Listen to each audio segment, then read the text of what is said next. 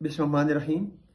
नईम उल हक साहब की वफ़ात का सुन के इंतहाई गहरा दुख और सदमा हुआ। पूरी तहरीक इंसाफ में सफ़े मातम बिछ गई है।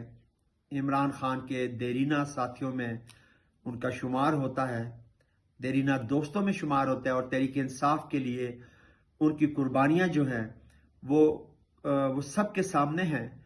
और मैं समझता हूँ कि जो उनकी कुर्बानियाँ हैं उनकी कोई नज़ीर नहीं मिलती तहरीक इंसाफ के अंदर।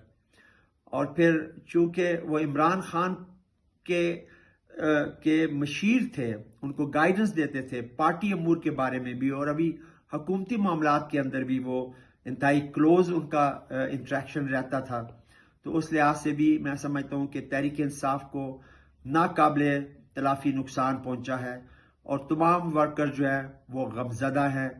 जितने भी इमरान खान लवर्स हैं, क्योंकि इमरान खान के एक दरीना दोस्त आज उनसे जुदा हुए हैं, तो इस वजह से भी लोगों में, पार्टी के वर्करों में सख्त अफसोस का इजहार पाया जा रहा है। मेरी दुआ है कि अल्लाह ताला नईम उल हक साहब के दर्जात बुलंद करे और उन्हें जवार रहमत में जगह अता फरमाए। आमीन।